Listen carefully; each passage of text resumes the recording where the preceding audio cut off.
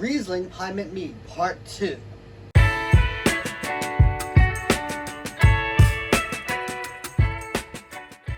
Yes, so we started this mead on January 27th using a Riesling grape concentrate, which only contained Riesling grapes that were pulped down, honey, water, and a few other additives. And today is February 15th, so it's been sitting for a couple weeks. The airlock has gone neutral. I don't see any signs of fermentation. And the first thing I want to do today is take a reading.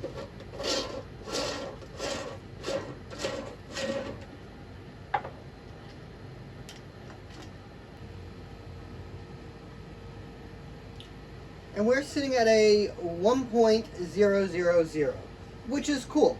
It's roughly 14% right now, which is great. And today I want to rack it. So let's get a racking setup together. Easy, right? Yeah, I know.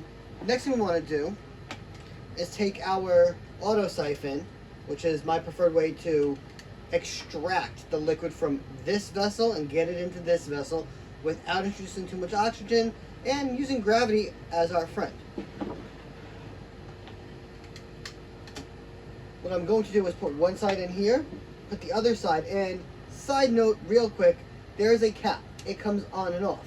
It is there specifically to stop the lees or the dead yeast cake at the bottom from getting into your next pitcher or your next vessel of choice for fermentation. And we're going to go about halfway down and just start racking.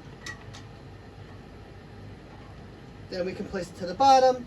It'll do all the work for us.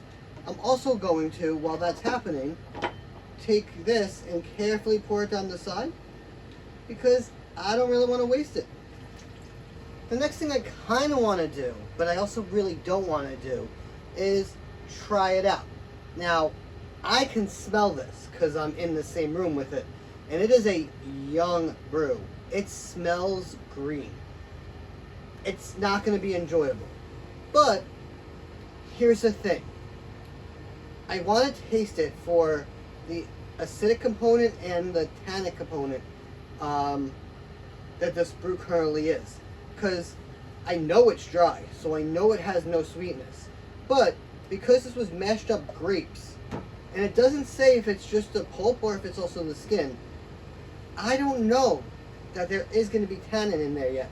And when I put it into secondary and sweeten it, I want to make sure it's doing its thing. We can rectify that right now. Now, we can also wait, try it in another couple weeks, and then see if we want to add some tannins to it. But why wait? I'm using the really small cup today with a very small sample. Yeah, I'm getting nothing on the aroma because it just smells like CO2 and alcohol.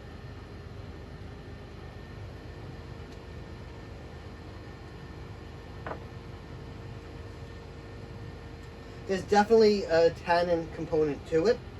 It does have a mouthfeel at this point, and it doesn't taste as bad as it smells. It's weird. It doesn't taste great. Like, it needs time.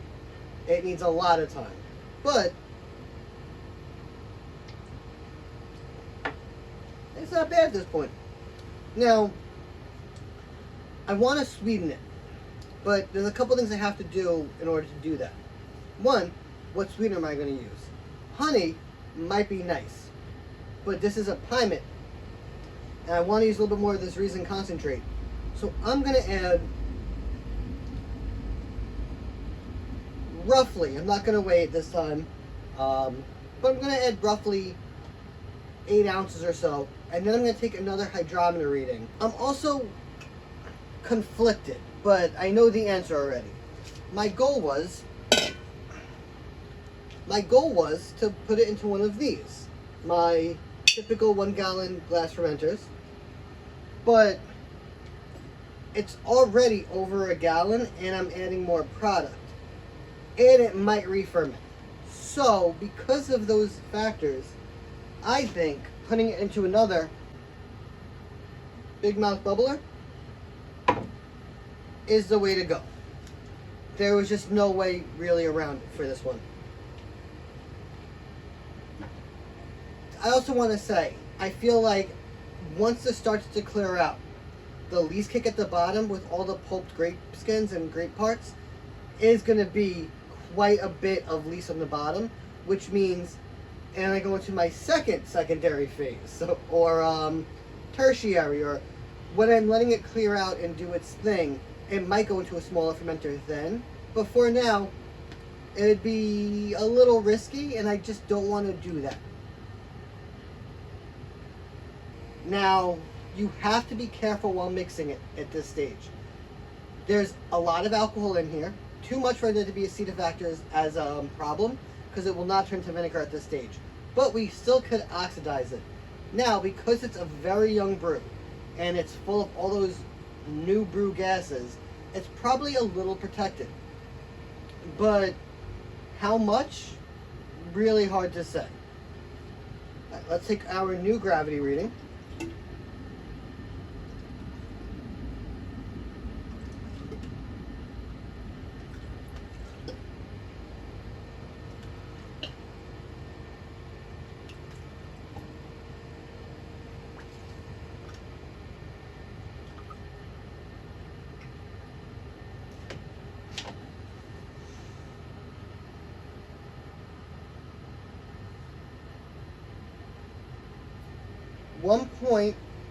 .015. Okay, cool. Let's make a quick note.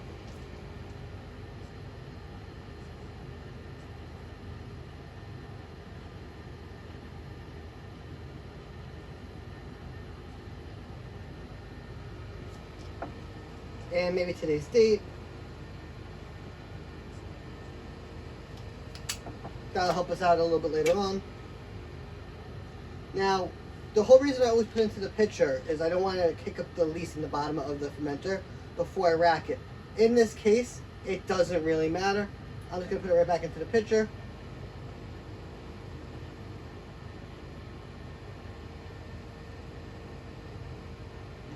And then we're going to rack it right back into there. Alright, next we're just going to put the lid right back on. Give it an extra good squeeze to make sure we're sealed. Add our original notes to the fermenter. Add our new notes to the fermenter.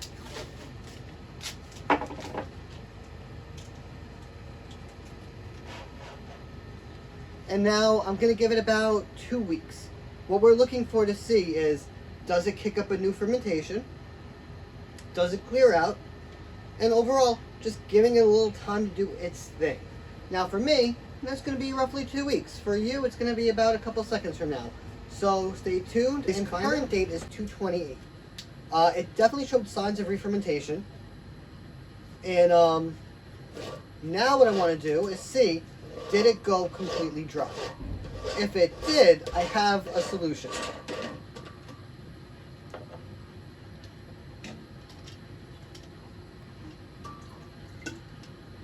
That smells so good. It smells like meat already. And we are at a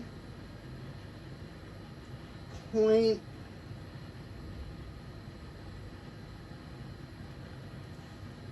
And we are literally floating on 1.000. So it fermented all the rest. At that point, this means that the ABV on this would be, I'll put it right here. So I'm going to add this right back in, except for a little bit.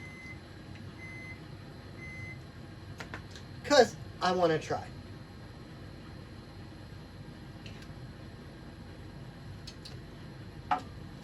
Wow. There's a little bit of sweetness to it, but I wouldn't call it sweet. It definitely has an incredible Riesling type flavor, which we used Riesling grape puree, so it should.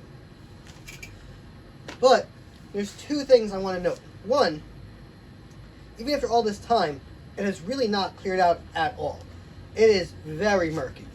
The other thing is, if I add more puree or more honey to this right now, there's a potential that it's just going to keep eating. I don't want to step feed this all the way up to a super high gravity. So instead, I'm going to add 1 cup of erythritol, and I'm going to add some sparkler to today's video. So for that, I'm going to need... So, let's add the erythritol first. It's a very powdery looking sugar. It's a non-fermentable sugar, which is why I like it for meads, wines, that kind of thing. It's also a little less sweet than normal sugar. So here's the thing, this is supposed to be a sweet white wine, but I'm still going to probably enjoy it on the less sweet side, so I'm not over sweetening mine. You might want to add more per your taste, but this should be all I need, and it will go right on top. And now the sparkaloid is a brewing adjunct you could add to your brews, and it really essentially just clears them out very quick. Because of that, I'm going to add it right to this fermenter for a couple of reasons. There is some sediment on the bottom, but not a whole lot. And if I mix it all back in, this will just take it right back out. So there's no need for me to rack it, put it into a new fermenter, all that stuff. This is going to be a lot easier and a much better process.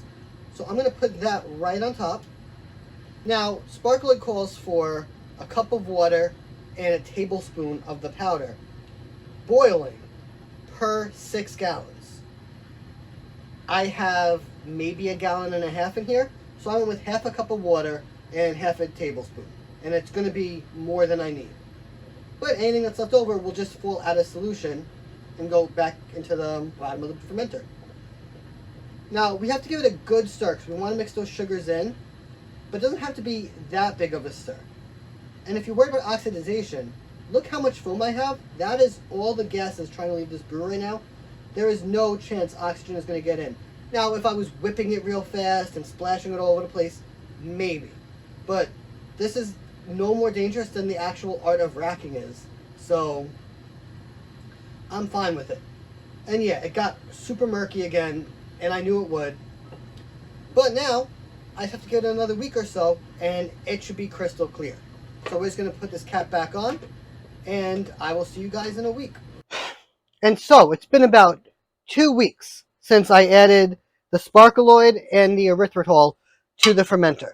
And the first thing I want to do today is, well, A, notice that it looks a lot clearer. Is it perfectly crystal clear? No.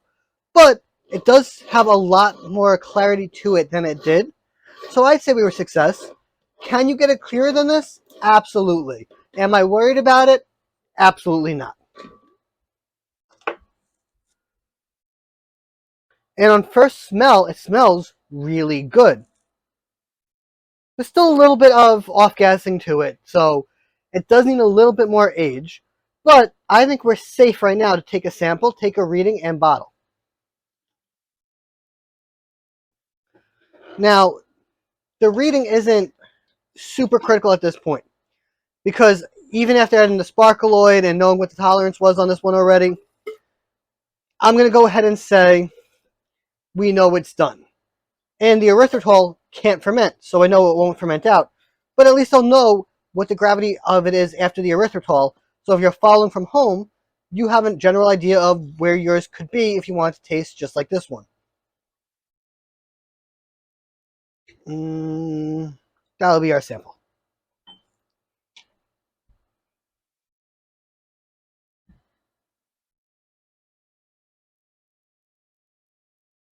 .010, so semi-sweet. Not bad at all. I think we could do a little bit more of a sample than just that.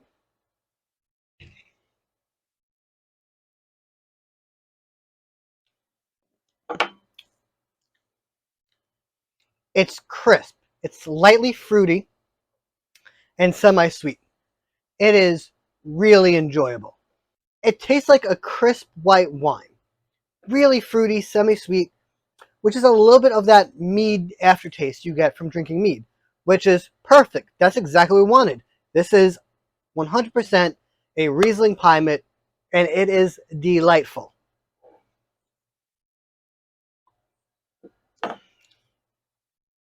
There's nothing I want to add to that right now. I don't want it any sweeter than it currently is, because I think the sweetness level is exactly my preferred drinking level. You might like it a little bit sweeter. and if you do, that's okay. Next thing we have to do is rack. I've done that a million times, but basically I'm taking the liquid from this vessel, putting it into another vessel, and siphoning it off with an auto siphon. So I'm going to do that, and I'll see you guys right here. So you'll see, we got pretty much right over a gallon of liquid, which is awesome. And I have very little waste, and this is a pretty clear beverage. I poured myself another sample just in hopes that you can see. If I put my finger through it, I can see it on the other side. I can see down to the bottom of the glass, and I can see all four fingers under the glass. It has a haze to it, but I'd say it's like a 7 or an 8 out of 10 clarity-wise. If it drives you crazy to have a little bit of a haze, there are other things you can do. You could try adding a little bit of gelatin, not too much. You're not trying to make Riesling Pyment jello, but that's also not a bad thing. And that might pull some more stuff out of suspension. And they make wine and mead filters, which I have never bought and I probably will not buy anytime soon. It just doesn't mean all that much to me personally. But it is really just a lovely product. And waste-wise, I thought people might be a little scared. And in the last video, I just stirred everything back up, lees and all. And that would be like, wow, Phil, that's crazy. Well, everything's on the bottom, and it packed very nicely into a firm yeast cake. I had no issue racking off of this. Very little waste. Don't worry about the waste when it comes to making mead and wine. There's always going to be some, and depending on what you make, it might be more or less. But this is a really just nice example of what it could look like if you do all the things at the right steps and just get it nice and compact. Awesome. So the next thing we need to do is degas, which for that I'm going to need my spoon. This is just a regular silicone spoon available on Amazon. And degassing is not a necessary thing to do, and there are some dangers to it. I can be introducing oxygen if I do this too rough or too fast. However, once you bottle it, it is bottled. Like nothing else is going to happen to it until you open it. And I often don't like to have to decant my wines and meads, which means letting them breathe for a few minutes before we drink them, because you need all the gases to escape. So when I can prevent it, I do. However, starting this around right now, most of the gas is out of it. Now, the last time I touched this was 215. Today is 3.9, 3.10, something in that ballpark, which means it's been sitting for a while. So it might have just degassed on its own. But smelling it, I can still smell a little bit of those gases in there. So I just want to give it a little bit of degassing just to be safe. And usually for that, I just stir it a few times in one direction, let it break off the spoon, and then stir it a few times in the other direction.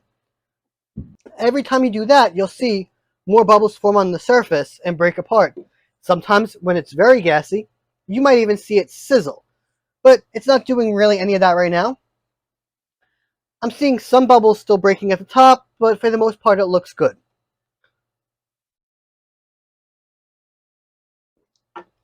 So I think it's safe to bottle. I have a video on bottling. I'm not going to show you guys all the steps to it right now, but I'm going to bottle it and you'll see me on the other side.